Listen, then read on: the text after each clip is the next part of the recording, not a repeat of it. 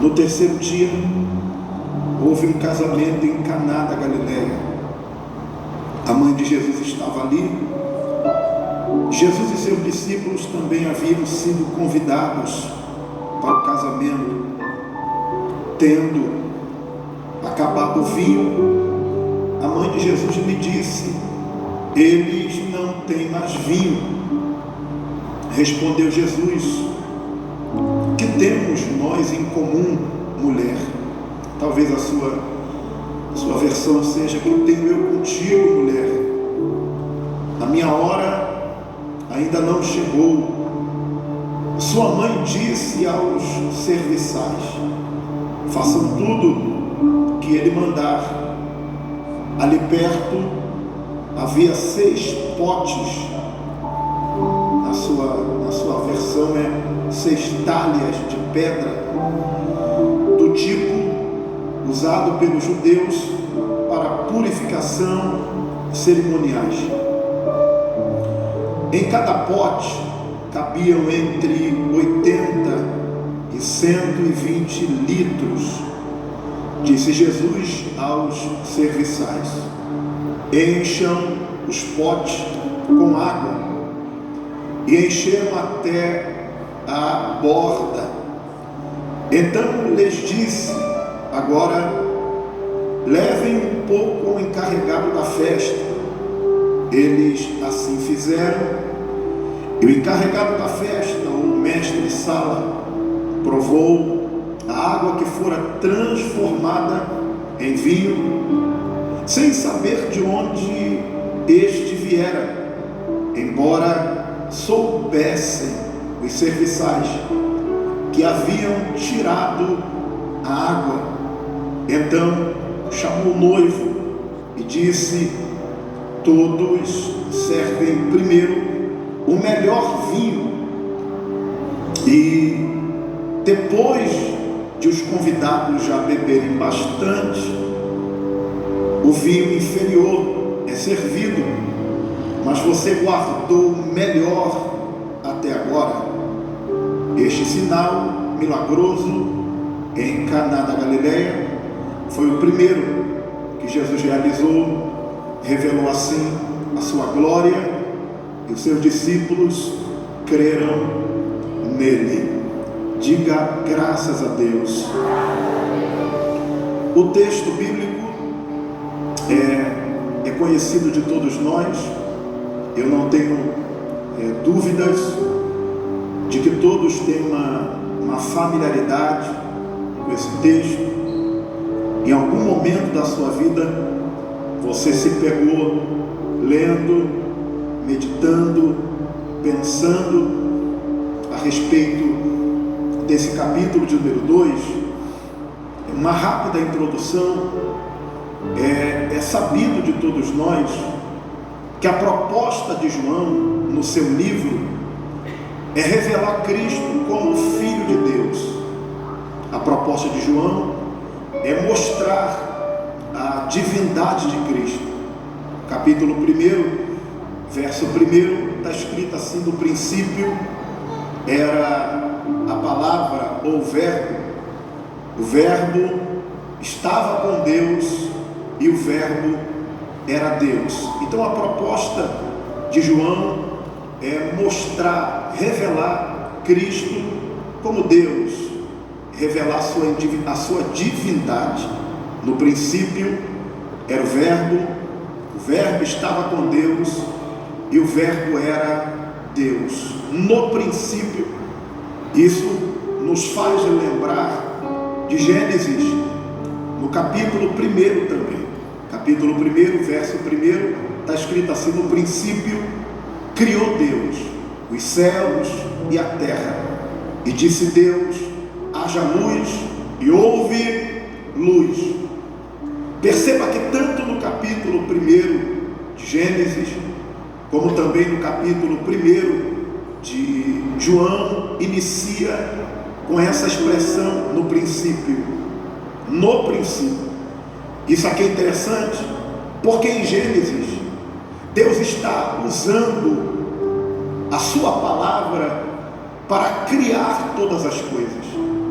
Sendo que em João capítulo 1, e você vai ler os versículos e os capítulos que seguem, a palavra tem outra conotação. A palavra aqui é o agente regenerador, é o agente transformador. Sim, em Gênesis, Deus está usando a palavra como um agente criativo. Aqui no Evangelho de João, a palavra ela tem essa função regeneradora, transformadora. O texto bíblico, você leu comigo, que depois de 3 dias, Jesus chega nesse casamento. O que Jesus estava fazendo nesses dias anteriores? E eu queria pensar com vocês rapidinho, só para a gente poder ter uma visão mais clara desse capítulo de número 2. Capítulo 1, verso de número 19, vai tratar sobre João Batista. Lembra que o mesmo, ele foi perguntado, Clévio, tu és o Cristo, tu és Elias, tu és Jeremias, tu és um dos profetas? Eu gostei de João, porque ele vai responder com uma negativa. Ele diz assim: eu não sou. Eu gostei disso aqui, eu não sou. Ele responde com uma negativa, porque infelizmente a gente está vivendo um tempo que as pessoas têm dificuldade de às vezes responder com essa negativa, dizendo eu não sou, porque nós estamos vivendo um tempo que nós estamos sendo incentivados em todo o tempo a afirmarmos que somos aquilo que talvez não somos. E João, ele responde com essa negativa: eu não sou. E ele responde dizendo: eu sou, agora sim, eu sou a voz que clama no deserto. E isso aqui é muito interessante, porque o ministério de João foi fecundo, próspero, enquanto ele cumpriu a sua missão.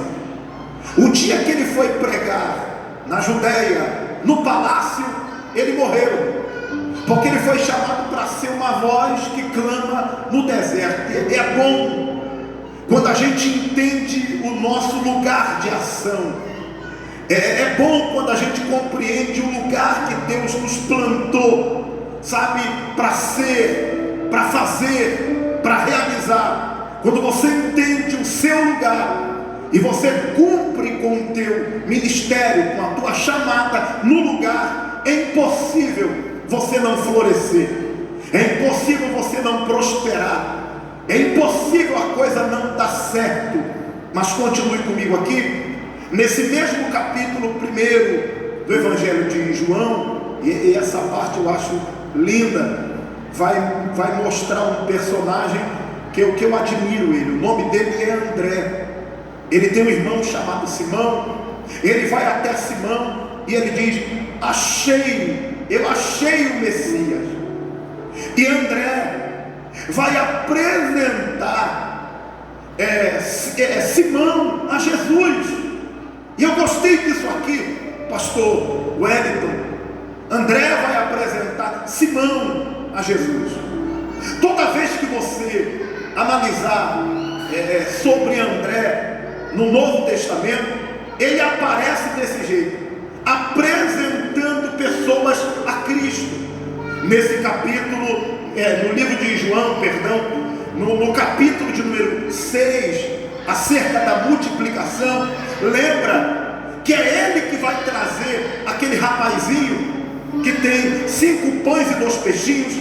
Então toda vez que você analisar André no Novo Testamento, ele está apresentando alguém para Cristo. É óbvio, ele deve ter expulsado o demônio, ele deve ter colocado as mãos e alguém ter sido curado, mas não há registros bíblicos falando que André expulsou o demônio, que colocou a mão em alguém foi curado. Não há nenhum evangelho levando o seu nome, mas toda vez que ele aparece aparece apresentando alguém a Cristo. E tem gente, eu tenho que dizer isso, que ele pensa, nada contra, gente, eu não estou aqui para desonrar ninguém, mas tem gente que pensa que grande é quem prega, grande é quem canta, grande é quem está em evidência. E a Bíblia diz, gente, que sábio é aquele que ganha a alma. Sábio é aquele que conduz pessoas a Cristo, que levam pessoas a conhecer o Evangelho do Senhor. Então toda vez que André aparece na Bíblia, ele aparece apresentando alguém. E perceba que esse efeito é um efeito cascata, porque agora Filipe vai apresentar Cristo para Natanael. Ele vira para Natanael e diz assim: achamos o Messias, e ele vem de Nazaré. E Natanael responde: pode vir alguma coisa boa de Nazaré? Aí Filipe responde: vem e vê. Quando Natanael está diante de Jesus, antes dele abrir a boca para falar, Jesus diz assim: tu és um verdadeiro israelita, e em ti não há dolo. E outra, eu te vi debaixo da figueira. Jesus ali está revelando, pastor Wellington, a sua onisciência. Eu te vi debaixo da figueira. Eu sei que a figueira dava sombra, algumas pessoas descansavam ali, paravam para meditar ali. Eu não sei se nessa oportunidade Cristo dizendo que tinha o visto debaixo da figueira, eu não sei se foi alguns momentos, se foi na noite anterior, na tarde, mas eu sei que Natanael ficou impactado com essa revelação de Cristo. E quem nunca viu isso, gente? Eu já vi várias vezes alguém convidar um amigo para vir ao culto, vir à igreja, e ao sentar no culto, a palavra, o louvor, e de repente alguém vira para o amigo e diz assim: tu contou minha vida para o pastor, porque o camarada está pregando o que nós passamos durante essa semana. O pregador está falando coisas a respeito da minha casa que só eu e a minha família sabemos. E quem sabe esta noite será uma noite que o céu vai liberar uma palavra revelada para a tua família. Quem sabe aquilo que você veio no coração dizendo: Deus, eu preciso de uma resposta para levar para minha casa. Quem sabe hoje Deus tem uma palavra direcionada para a tua casa, para a tua família. Então fique bem atento, porque quem sabe hoje Deus vai ministrar algo muito íntimo e muito poderoso ao teu coração. Vamos para o capítulo de número 2. Capítulo de número 2. Você leu comigo que Cristo foi convidado para ir a este casamento. E nós estamos hoje profetizando para a família. O primeiro milagre que Cristo vai operar é num casamento. E isso aqui vai mexer com a gente, vai gerar um desconforto em nós, mas eu acredito que é para isso que essa conferência está sendo realizada. Cristo está operando o primeiro milagre no casamento. A primeira coisa que Deus instituiu no Éden foi o casamento, a família. Eu acredito que é de propósito que Cristo vai iniciar seu ministério operando o milagre num casamento, numa festa. Eu não sei se você aprendeu desta forma, mas eu vou repetir o que eu cresci ouvindo: que antes de Deus instituir a igreja, Ele instituiu a família. A família vem antes da igreja, sabe? Antes da igreja vem a família. E eu cresci ouvindo sobre essas 3 escalas: primeiro Deus, segundo a família, depois a igreja. Quando a gente inverte, a gente vai ter problema. Pastor, você está dizendo que eu não devo me envolver, que eu não devo trabalhar na igreja? Eu só estou dizendo para você que da mesma forma que você se envolve com as coisas da igreja, você precisa estar envolvido com esse mesmo ímpeto com a sua família. Porque se você se dedica tanto à igreja, e você não se dedica nessa mesma medida com a sua família, você vai criar problemas. Eu tenho aprendido, pastor Wellington, que precisamos criar memórias nos nossos filhos. Olha para cá, quem tem que criar memórias nos teus filhos não é teu vizinho, sabe? Não é os coleguinhas da escola, sabe? Eu me divirto mais na casa do meu colega do que na minha casa. Eu tenho mais prazer de estar com os meus amigos do que com a minha família, não. Você precisa criar vínculo, memória, para que quando os teus filhos crescerem, eles reproduzam. Eu sempre estive perto do meu pai, sabe?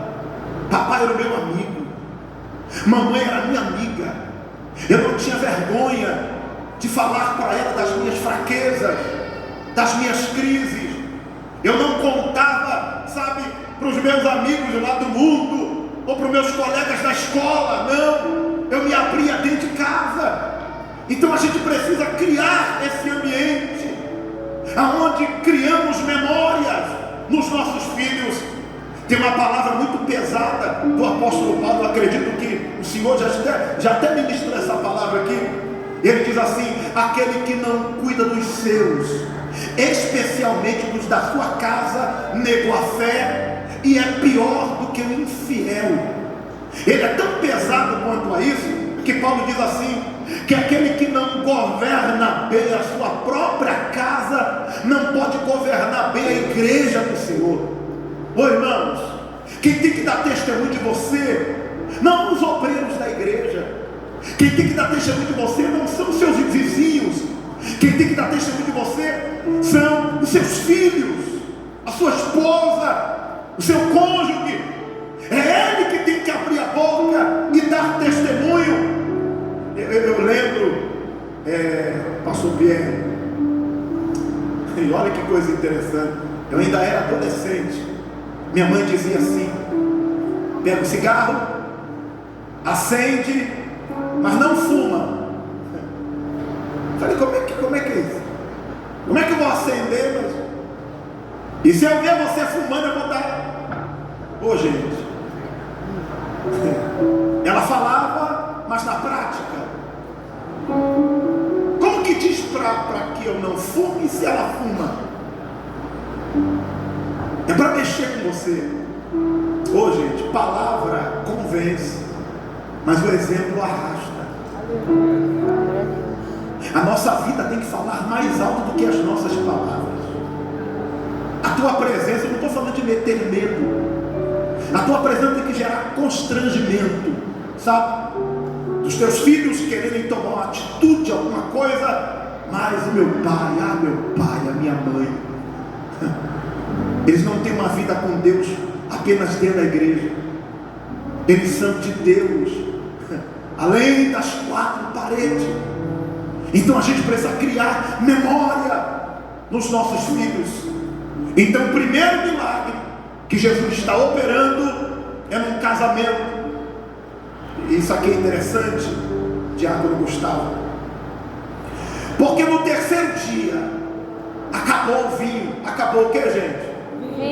Vinho, vocês sabem, fala de alegria, de prazer, regozijo. É o terceiro dia.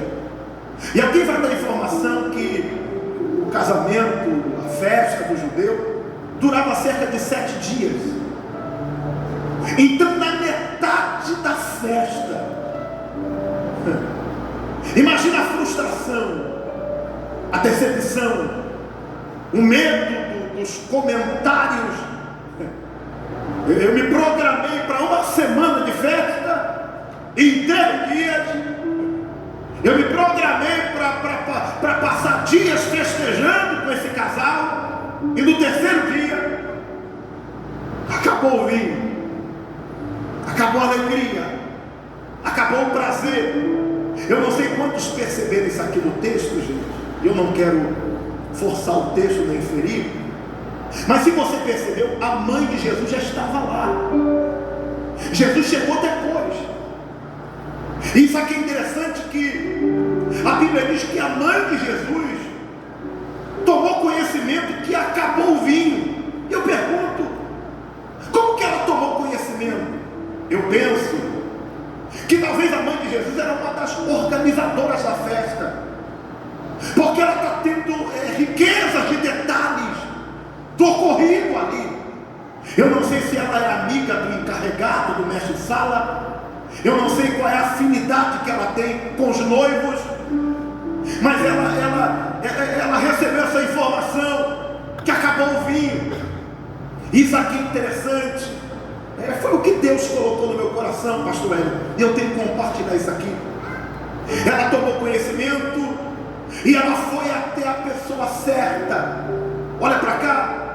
Você pai, você mãe, não pode ser o último a saber do que está ocorrendo no casamento, na tua casa.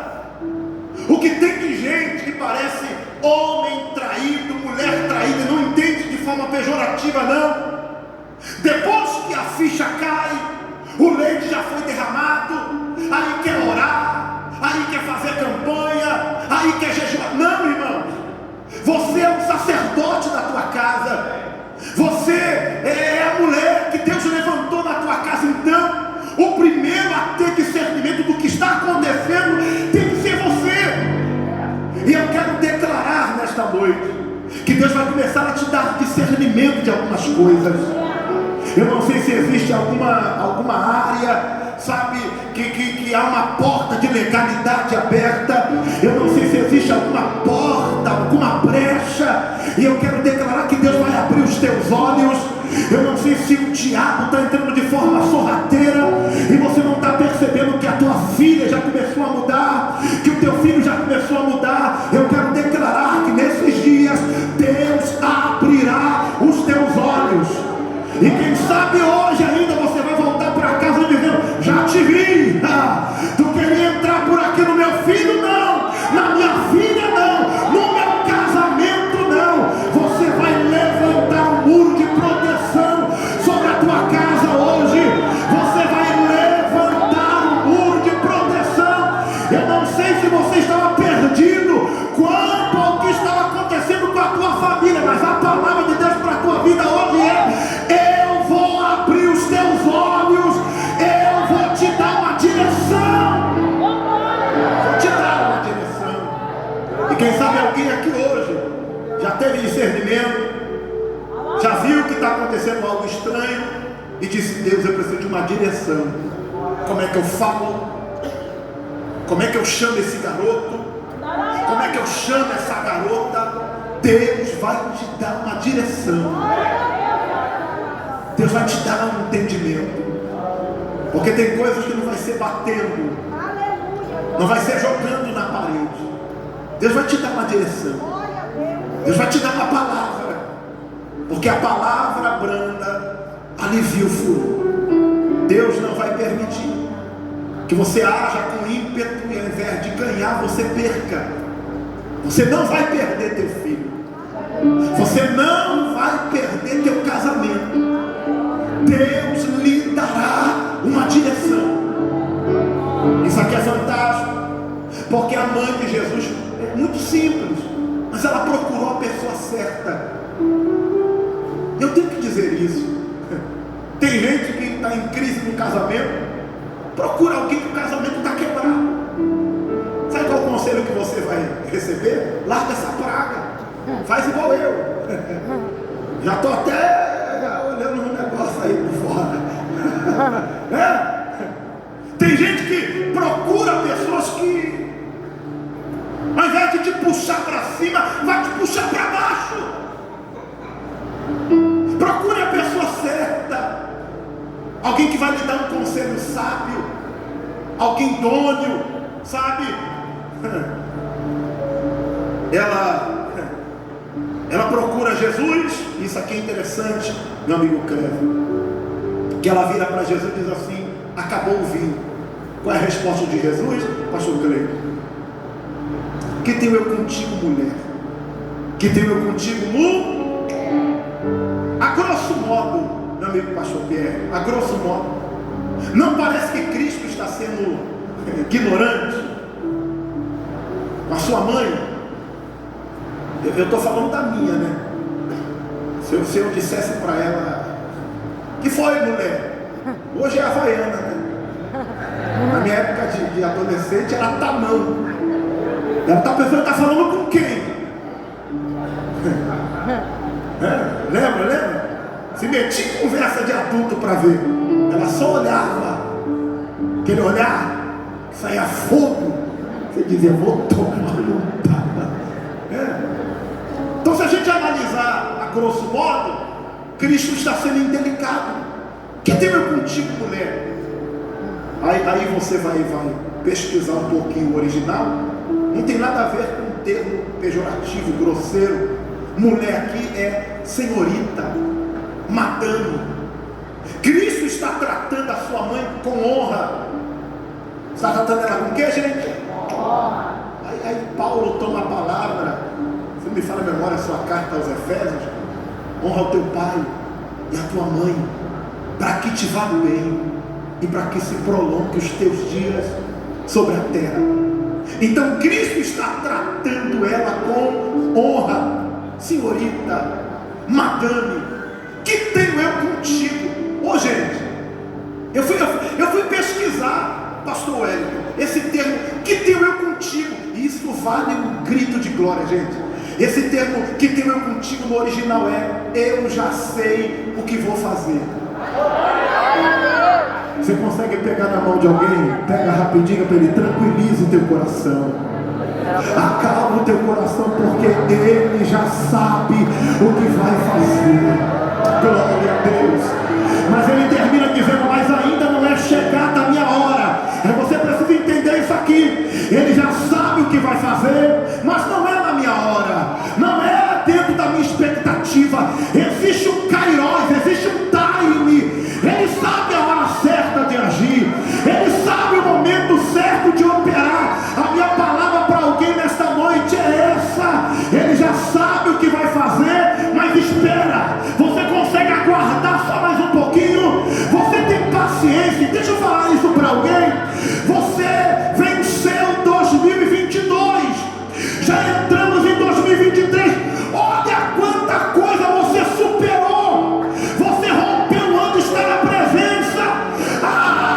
Vai desestabilizar agora. Vai perder essa estribeira agora. Espera. Ele já sabe o que vai fazer. Aguarda. Ele já sabe o que vai fazer. E outra coisa, pastor Wellington, quem espera em Deus não desce. Quem espera em Deus sobe. Que isso, pastor? Está na Bíblia, isso está. A Bíblia diz: os que esperam no Senhor renovarão as suas forças, subirão com asas como que de águia, correrão e não se cansarão, caminharão e não se fatigarão. E aí Isaías tem mais palavras para quem espera, tem, porque ele trabalha em favor daqueles que nele esperam. Servir não significa que eu estou em obediência. Gente, essa parte aqui é linda. Eu não sei se alguém vai reagir dando glória. Quando ela diz assim: façam tudo que ele mandar, é a mãe de Jesus dizendo: se vocês seguirem a instrução, a festa está salva. Pega na mão de alguém e diga para ele: só segue a instrução. A festa não vai terminar em vergonha. Ninguém vai voltar para casa com um comentário contrário. Só segue a direção. Faz igual Noé, só segue a planta. Não tem como dar errado. Só segue a direção. É desse jeito que eu tenho que falar. É dessa forma que eu tenho que me comportar. Então vou fazer desse jeito. Se você seguir a direção, não tem como dar errado. Não tem como o casamento, a festa terminar em tragédia. Aleluia. Faça tudo que ele mandar. Havia o que, gente? 6 tábuas de pedras, cerimonial, purificação, para participado daquele evento. E eu tenho que falar isso aqui, pastor Pierre. Aí Jesus vai transformar a água em... Transformado em vinho é milagre ou não é? É. Sim ou não, gente? Sim. Transformado em vinho é milagre ou não é? Mas vamos lá. E uva em vinho é milagre? Uva em vinho é milagre? Não, água em vinho é milagre, mas uva... Deixa eu falar algo aqui para alguém. Uva para vinho é processo. Porque enquanto uns aqui estão precisando de milagre, outros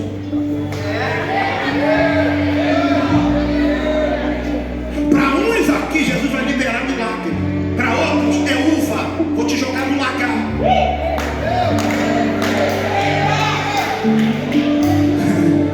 Mas tem gente que diz, mas meu Deus, esse negócio de processo é porque eu estou te forjando. Eu estou te preparando para algo tão incrível. Eu estou te preparando para algo tão poderoso. Mas pastor, estou sendo pisado. É o que você precisa, processo. Porque tem gente que dizendo, eu quero milagre, eu quero milagre, não. Eu tenho que te forjar, eu tenho que te equipar. Alguém para levantar as tuas mãos. Abre a boca, libera o filho de glória.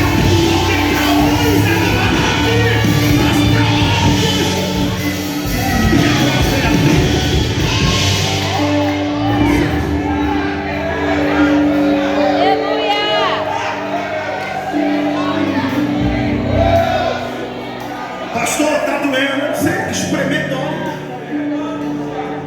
Você é pisado no lagar.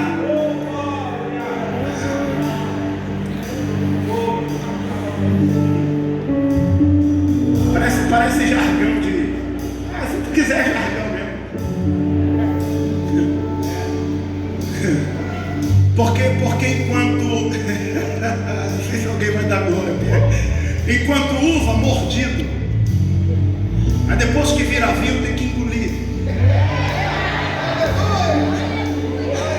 Dá uma catucada em alguém e diga, hoje estão te mordendo, mas amanhã não. Glória a Deus. Pastor, isso é mensagem de revanchismo não, isso é história.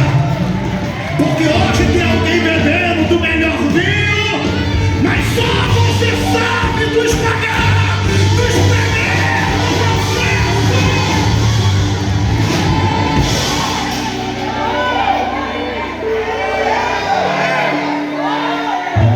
É mais de reverência.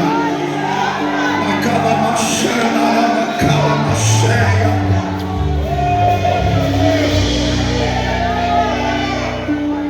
Para uns, Deus tem milagre hoje, Cléber. Mas para outros, Deus tem processo. Eu sei que tem gente que não quer nem dar glória, né?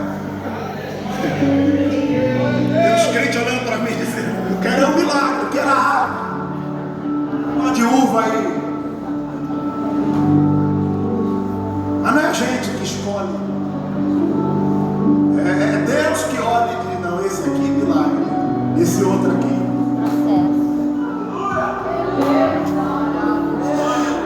Ureve a cena. Aleluia. Abaixando a namaia. Aleluia. Encheram. E a ordem foi, vocês vão encher até a borda.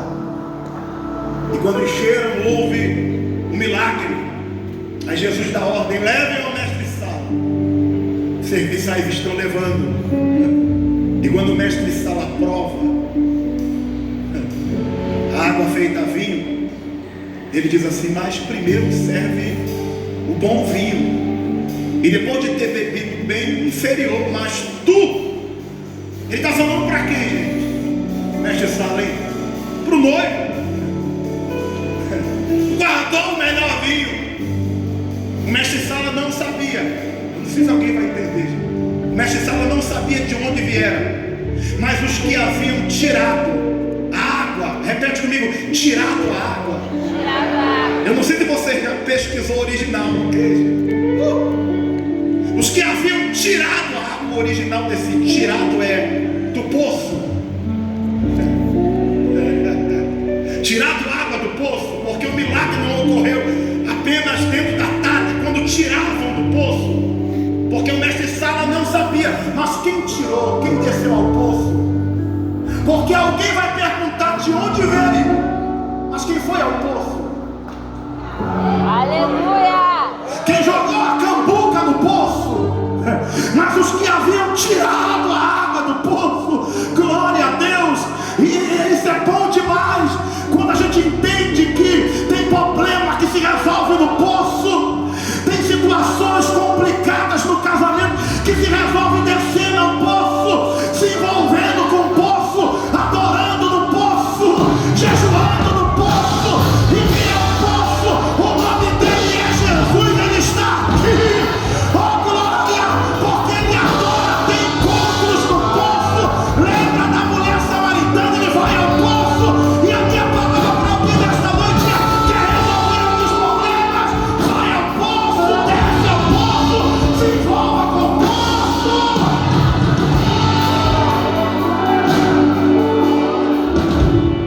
Quem sabe alguém disse para você: foi ontem, culto, vai hoje de novo.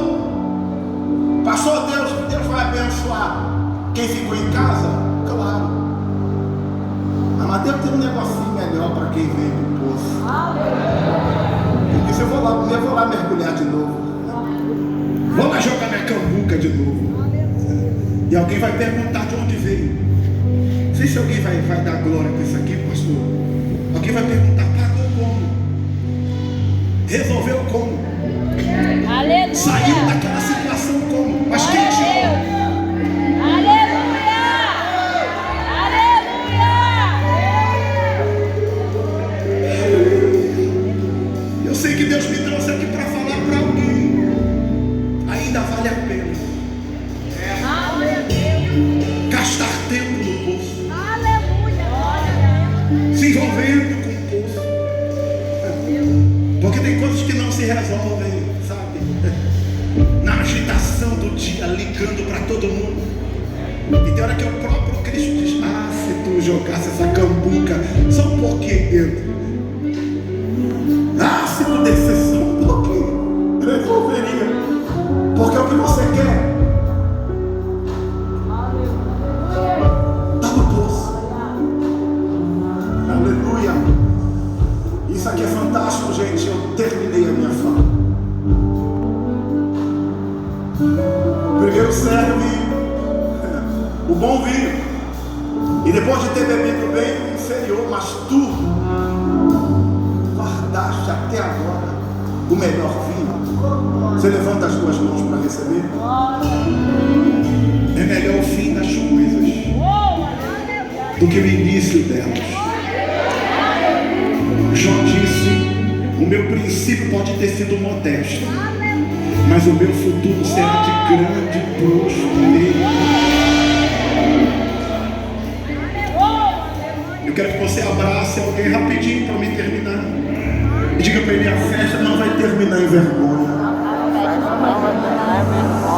Não vai terminar em fracasso. Não, a tua vida não será própria, o teu casamento, a tua família. Alguém vai abrir a boca para dizer: eu não sei o que aconteceu. Quando eu pensava que terminou,